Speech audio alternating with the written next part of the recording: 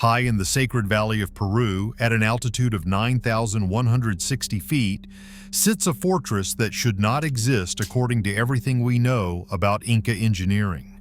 Ollantaytambo, a complex of terraces, temples, and megalithic walls constructed from massive andesite blocks, includes some blocks weighing over 50 tons, transported across a river and up a mountainside from quarries over 4 miles away. The stones are fitted together with such precision that not even a razor blade can slide between them. The surfaces are polished to a mirror finish, and the construction techniques appear to change mid-wall, as if different builders with vastly different skill levels worked on the same structure centuries apart. In early 2025, new ground-penetrating radar, 3D laser scanning, and petrographic analysis exposed something that changes our entire understanding of Ollantaytambo. The scans reveal tool marks that do not match Inca bronze implements, evidence of a construction sequence that defies the accepted timeline, and, most disturbing, signs that the massive stones may have been shaped using a technique we do not understand and cannot replicate. But here is what the findings really expose. Ollantaytambo might not be an Inca construction at all. The evidence suggests they inherited a partially completed megalithic site from an unknown earlier culture and attempted to finish work they did not fully comprehend. Let me show you why this matters. Ollantaytambo sits about 60 miles northwest of Cusco, strategically positioned where the Urubamba Valley narrows. The site served as both a temple complex and a fortress, and it was famously the location where Inca Emperor Manco Inca defeated Spanish conquistadors in 1537. It was one of the few major Inca military victories against European invaders. But what tourists photograph and historians debate is the Temple of the Sun, a massive stone structure on the upper terrace featuring 6 enormous monoliths standing upright in a row. Each is approximately 13 feet tall and weighs an estimated 50 tons. These stones, called the Wall of the 6 Monoliths, are made of red porphyry andesite, an extremely hard volcanic rock with a Mohs hardness of 6.5 to 7, comparable to hardened steel. The stones are precisely shaped into rectangular blocks with perfectly flat surfaces. They fit together with joints so tight you cannot insert a knife blade between them. The surfaces are polished smooth, not roughly dressed, but finished to a level you would expect from machine tools. The impossible part is that these 50-ton blocks were quarried at a site called Cachicota, on the opposite side of the Urubamba River, approximately 4 miles away, across rugged terrain and at an elevation 1,000 feet higher than the temple. The conventional story attributes Ollantaytambo to the Inca Emperor Pachacuti, who ruled from approximately 1438 to 1471 CE. According to this narrative, the Inca quarried the stones, transported them down the mountain across the river and up the other side to the temple site, all using bronze tools, wooden rollers, and rope made from plant fibers. The precision fitting was achieved through patient grinding and trial and error placement. This explanation has satisfied conventional archaeology for decades, but the 2025 scans expose why it cannot be correct, or at least it is not complete. The scanning project began with high-resolution 3-dimensional laser mapping of every stone surface at the Temple of the Sun and the surrounding structures. The goal was to document tool marks, identify construction sequences, and understand building techniques. What the team found was extraordinary and deeply problematic for the conventional timeline. First, the tool marks. Under magnification and 3-dimensional surface analysis, the stones show 2 completely different types of working. The most precisely fitted stones, particularly the 6 monoliths, show surfaces that are extraordinarily smooth, with no visible tool marks at all. It is as if the surfaces were cast or molded rather than carved. Modern petrographic analysis confirmed the stones are natural andesite, not cast material, but the surface characteristics do not match any known ancient or modern stone working technique. Dr. Carlos Mendoza, lead geologist on the project, explained, andesite of this hardness, when worked with bronze tools using pecking or grinding techniques, leaves distinctive surface texture, microscopic pitting, directional scratching, evidence of the abrasive process. The 6 monoliths show none of this. The surfaces are smooth at a microscopic level with crystalline structure that appears almost vitrified. As if subjected to intense heat or some form of surface treatment we do not understand. Other stones at the site, particularly those in the upper terraces and some of the smaller walls, show completely different working. These stones have visible tool marks, rougher surfaces, and less precise fitting. The contrast is stark. The megalithic core stones appear almost machine-finished, while surrounding stones show crude handworking. This two-tier quality suggests 2 different construction phases by builders with vastly different capabilities.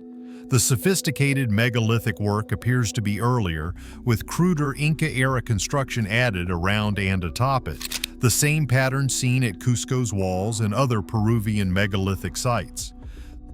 The 2025 scans also documented something previous researchers had noted but never fully quantified: unfinished stones at both the quarry and the temple site. At Cachicata Quarry, dozens of massive blocks lie in various stages of extraction, some nearly freed from bedrock, others barely begun. Tool marks at the quarry show the same 2-tier pattern. Some surfaces show sophisticated working with minimal visible tooling, while others show crude percussion marks. Most intriguingly, several massive stones lie along the ancient transport route between quarry and temple, abandoned midway through the journey as if work stopped suddenly. One stone, weighing an estimated 70 tons, sits halfway down the mountain slope, partially shaped, seemingly ready for transport but never moved. Another lies at the river's edge. Dr. Mendoza's team used ground-penetrating radar along the entire transport route, searching for evidence of ramps, roadways, or engineering features that would explain how 50-ton stones were moved across this terrain. They found nothing conclusive.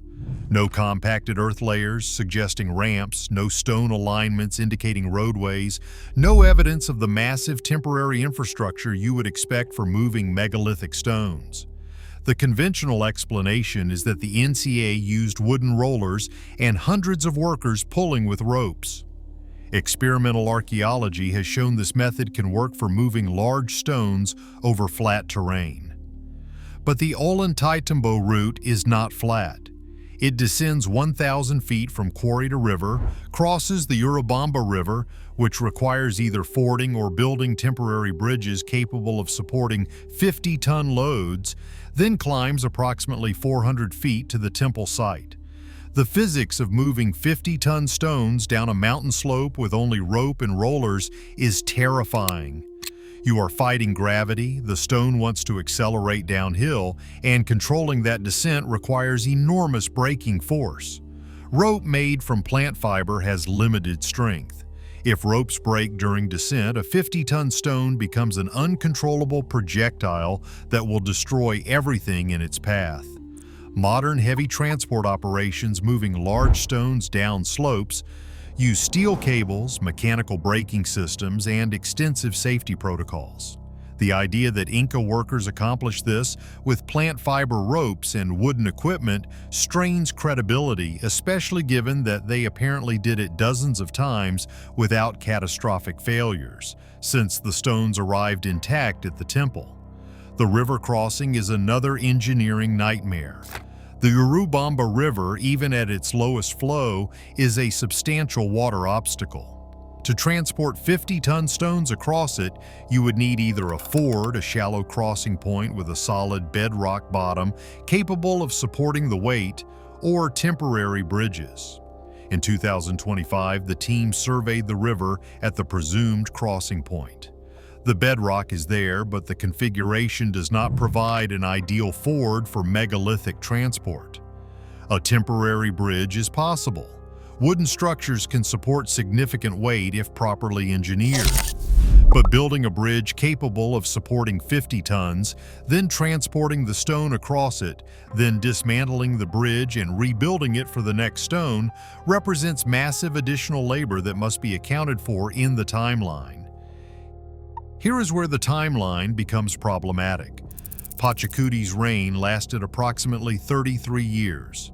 During that period, according to Inca history, he conquered vast territories, reorganized the empire, built Machu Picchu, rebuilt Cusco, and initiated construction at Ollantaytambo and multiple other sites. Even if he focused heavily on Ollantaytambo, the amount of megalithic stonework at the site represents years of continuous effort. The Temple of the Sun alone contains 6 monoliths weighing 50 tons each, and dozens of smaller but still massive stones. If each 50-ton stone required 6 months to quarry, transport, and place, a conservative estimate given the engineering challenges, that is 3 years for just the 6 monoliths, not counting all the other stonework at the site. But the scans from 2025 revealed something striking. Analysis of soil layers, weathering patterns, and stone contact points suggest the 6 monoliths were placed simultaneously or nearly so. They appear to have been in place during a single construction phase, not added one by one over many years. Such simultaneous placement would demand extraordinary organizational capability, multiple quarrying teams, concurrent transport operations, and coordinated lifting and positioning. The logistical complexity approaches or even exceeds what is commonly attributed to Inca engineering capabilities. Unless, and this is what the evidence increasingly suggests, the megaliths were not placed by Pachacuti at all. Unless they were already there when the Inca arrived, inherited from an earlier culture, and the Inca simply built around them. The 2025 petrographic analysis provided the most startling evidence yet for this hypothesis. The team extracted microscopic samples from stone surfaces and analyzed the crystal structure, weathering patterns, and trace element composition. What they found was unexpected.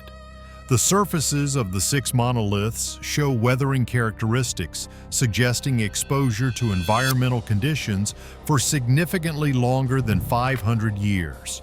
Specifically, the rate of feldspar crystal weathering in the andesite surfaces suggests minimum exposure of 1,500 to 2,000 years, possibly longer. This does not tell us when the stones were carved, but it indicates they have been exposed to weathering for much longer than the 500 years since Pachacuti's reign.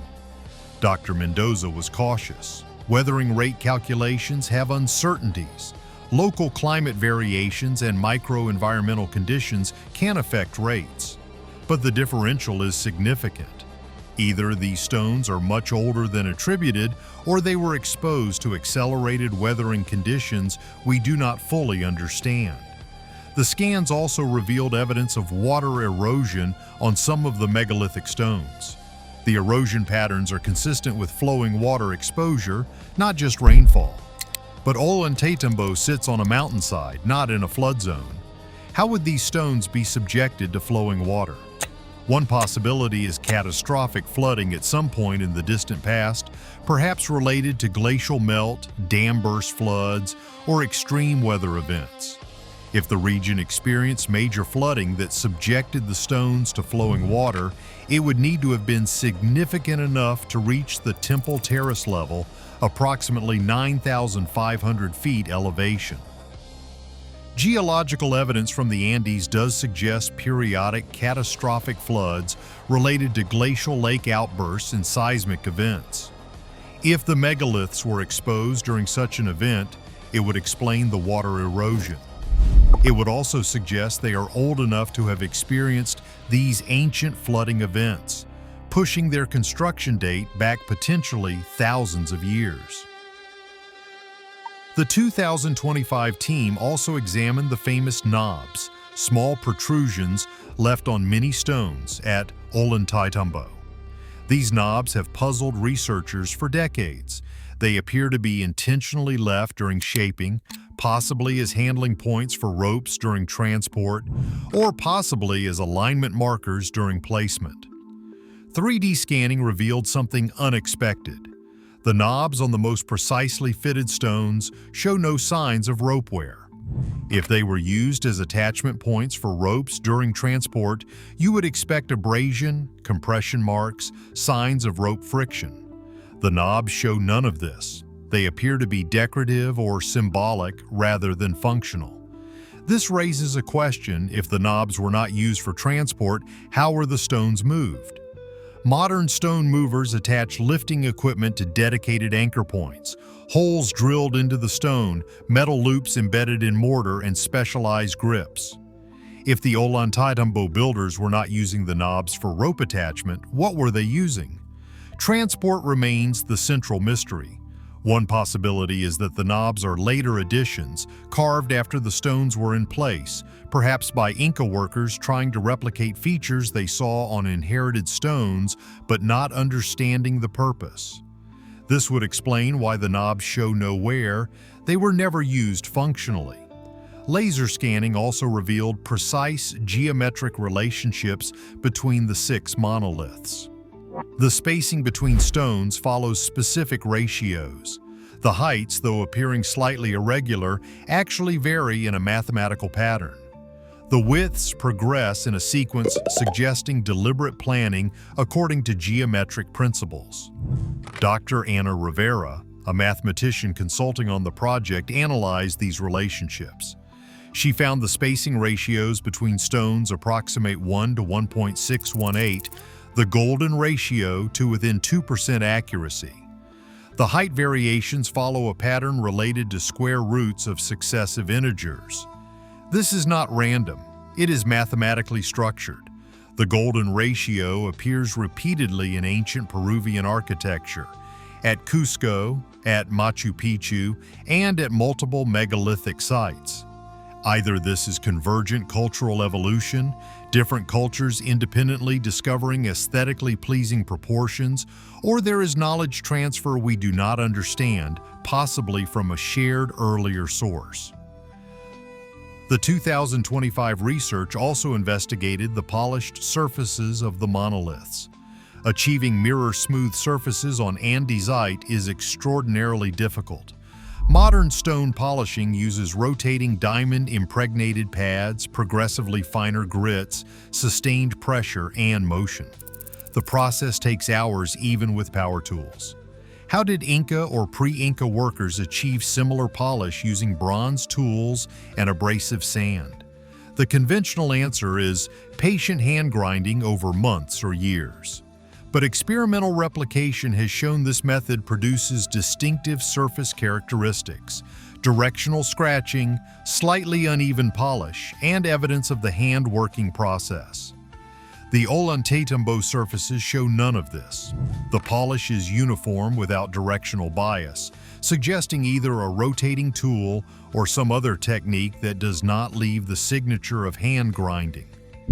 Some researchers have proposed stone softening theories, that ancient Peruvian cultures had knowledge of chemical or thermal treatments that could temporarily make stone more plastic, allowing it to be shaped and polished more easily. Local legends speak of plant extracts that could soften rock, but no physical evidence supports this, no chemical residues, no documented processes, and no unambiguous historical descriptions. The 2025 team specifically tested for chemical signatures on stone surfaces that might indicate such treatments. They found nothing conclusive. Either the stone softening theory is wrong or any chemical treatments have degraded completely over time, leaving no detectable trace. Here is something else the scans revealed: evidence of seismic damage and repair. Several stones show ancient crack patterns and evidence of earthquake damage, and they have been filled with carefully fitted stone patches. The repairs use similar techniques to the original construction but show slightly less precision, suggesting they were done by people maintaining inherited structures rather than the original builders. The Andes are seismically active. Ollantaytambo has experienced countless earthquakes over millennia. The fact that the megalithic structures survived while Spanish colonial buildings nearby were destroyed and rebuilt multiple times speaks to the engineering sophistication of the original construction. The precision fitting of the stones provides earthquake resistance. The stones can move slightly during seismic events without the structure collapsing. Modern seismic engineering uses similar principles, allowing movement within tolerances rather than rigid construction that breaks under stress. Did the ancient builders understand seismic engineering principles, or did they develop these techniques empirically through trial and error? Either way, the achievement is remarkable, creating earthquake-resistant structures that still stand after potentially thousands of years of seismic activity. The 2025 findings also documented something controversial, possible evidence of earlier structures beneath the visible Ollantaytambo complex. Ground-penetrating radar detected subsurface anomalies, regular geometric patterns that could be foundations, walls, or other architectural features buried under later construction and sediment accumulation. The team proposed targeted excavations to investigate these anomalies, but the work has not been completed. If confirmed, subsurface structures would revolutionize our understanding of Ollantaytambo's timeline, showing that the site was built, buried, or abandoned, and then later reoccupied and rebuilt. This pattern appears at other Andean sites. Tiwanaku shows evidence of multiple construction phases spanning centuries or millennia. Chavín de Huántar has subsurface structures predating the visible architecture. The idea that Ollantaytambo similarly has hidden earlier phases is not radical. It is consistent with broader patterns. What makes Ollantaytambo special is the quality contrast.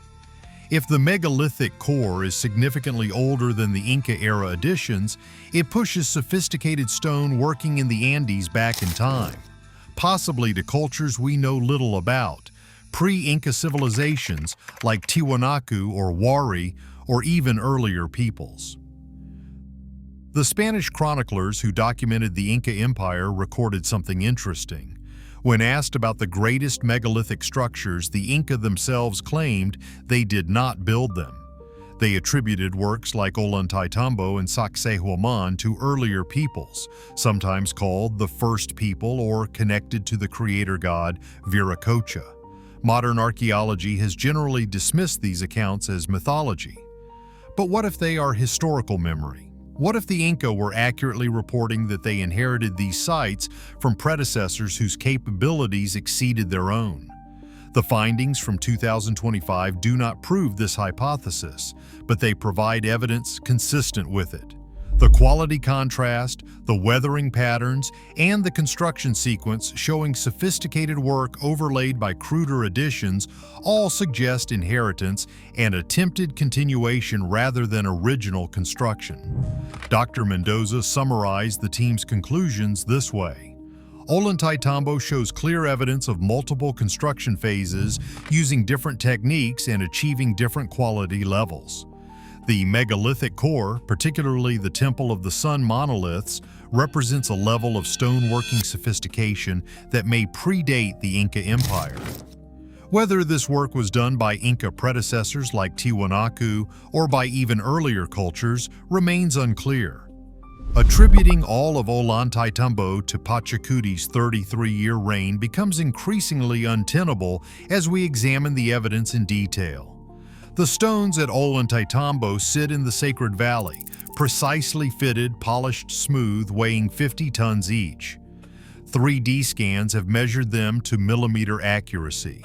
Geological analysis has examined their weathering. Petrographic studies have analyzed their surfaces. And the conclusion is uncomfortable. We do not fully understand how they were made, when they were made, or who made them. The conventional Inca attribution explains some features but struggles with the precision, the polish, the transportation logistics, and the timeline. The alternative, that the megaliths are older and inherited from earlier builders, fits the physical evidence better but requires accepting that sophisticated engineering capabilities existed in the Andes earlier and in cultures we know less about. Ollantaytambo stands in Peru, 9,160 feet above sea level. Its monoliths, precisely fitted, surfaces mirror smooth, construction techniques varying from sophisticated to crude within the same walls. The new scans expose the complexity, document the precision, and reveal the timeline problems. They do not provide simple answers. What do you think? These are real stones, measurable and photographed, analyzed by modern science. They weigh 50 tons each, were transported 4 miles across a river and up a mountain, fitted together with precision that does not allow a razor blade between them, and polished to a mirror finish. The evidence suggests multiple builders across potentially thousands of years. And despite our technology, we still cannot fully explain how the most sophisticated work was accomplished. The mystery of Ollantaytambo is not whether it is impressive, it is who built it, when, and how.